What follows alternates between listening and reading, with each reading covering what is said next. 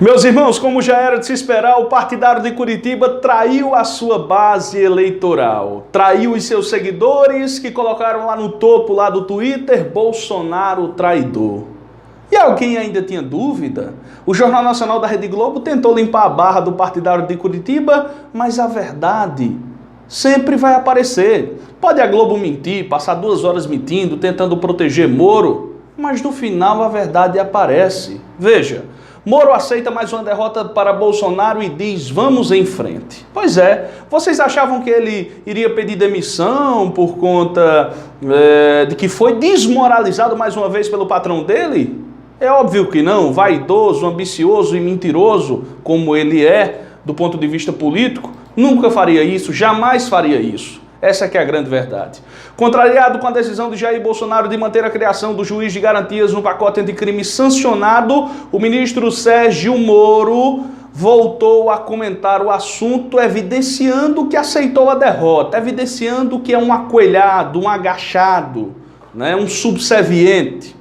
A criação da nova figura do judiciário foi uma proposta inserida pela oposição durante o debate do projeto da Câmara. O juiz de garantias ficou conhecido como a medida anti-Moro, um remédio contra abuso e parcialidade, como a verificada na conduta do próprio Moro no comando dos processos da Operação Lava Jato de Curitiba contra o ex-presidente Lula. O partidário de curitibano, humilhado, disse o seguinte: sancionado hoje o projeto anticrime. Não é o projeto dos sonhos, mas contém avanços. Olha a subserviência desse cidadão. Desmoralizado, mas continua a bajular de forma reiterada o seu patrão, onde a família do patrão dele, principalmente o filho Flávio Bolsonaro, né, está envolvido aí numa denúncia de uma verdadeira organização criminosa no gabinete dele na Alerj. O partidário de Curitiba até agora não escreveu uma linha acerca disso. Nem ele, nem o paladino da ética, da moral e dos bons costumes de Curitiba, o procurador desmoralizado Deltan Dallagnol.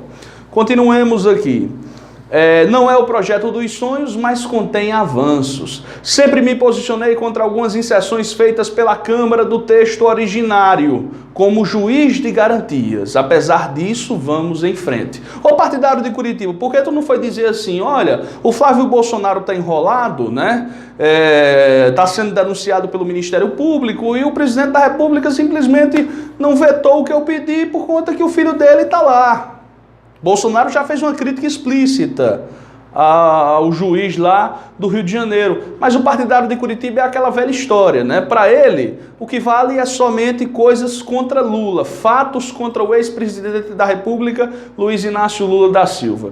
E juristas comentaram o caso, como por exemplo, o criminalista Antônio Carlos de Almeida Castro, doutor Cacai, ele falou sobre a sanção do pacote anticrime de Sérgio Moro. Abre aspas. A estratégia do político Moro de dar a impressão que perdeu pouco ou que foi vitorioso foi desmascarada quando o próprio presidente da República não vetou o juiz de garantias, cujo veto parecia questão de honra para o político Moro, disse o doutor Cacai, que complementou afirmando que o ex-juiz parcial da Lava Jato sofreu uma derrota acachapante no dia de hoje, dia 25 de dezembro de 2019. Esse juiz de garantias, nós já havíamos falado anteriormente que ele pode derrubar Edson Fachin, lavajatista de fronte, e Marcelo Bretas, lá do Rio de Janeiro. Eles podem cair fora. E o próprio Flávio Bolsonaro, o juiz lá que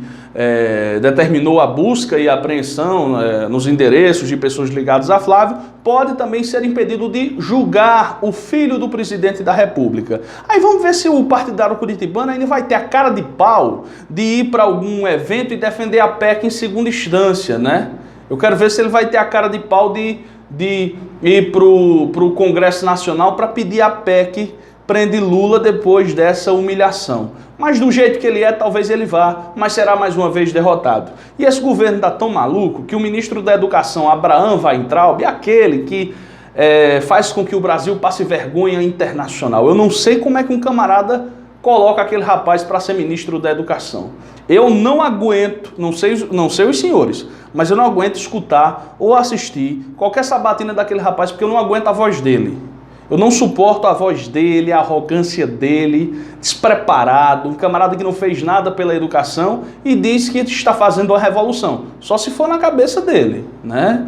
Porque na cabeça dos brasileiros, Ave Maria, é o pior gestor da educação que já passou, eu diria, desde a redemocratização, ditadura militar, enfim, todos os tempos. Aí o ministro da Educação compartilhou mensagem, né, de um youtuber aí que chamava Jair Bolsonaro de traidor pela sanção do pacote anticrime com vetos, abre aspas. Bolsonaro, ao sancionar a emenda do Freixo, traiu não só o ministro Sérgio Moro, mas todo o povo brasileiro. Depois ele apagou, aí foi dizer que está no navio e que compartilhou equivocadamente. Subserviente e submisso como é esse ministro da Educação, talvez por ter visto a palavra Freixo em letras garrafais, ele já pensou que era um Twitter contra o deputado e compartilhou erroneamente, porque um subserviente desse jamais desafiaria o patrão dele, porque esse camarada não tem apoio político, não tem apoio dos reitores, não tem apoio da classe empresarial, só tá lá mesmo que o Bolsonaro gosta dessas maluquices, né?